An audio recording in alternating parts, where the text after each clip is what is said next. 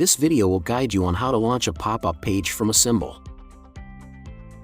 In this example, we will refer to the pop-up page as valve faceplate, which was created in the video titled How to Create a Pop-up Page Using a Symbol in the Partial Dynamic Association Equipment reference. On this page, we utilized partial dynamic associations to control the equipment items Open CMD and Close CMD through the buttons.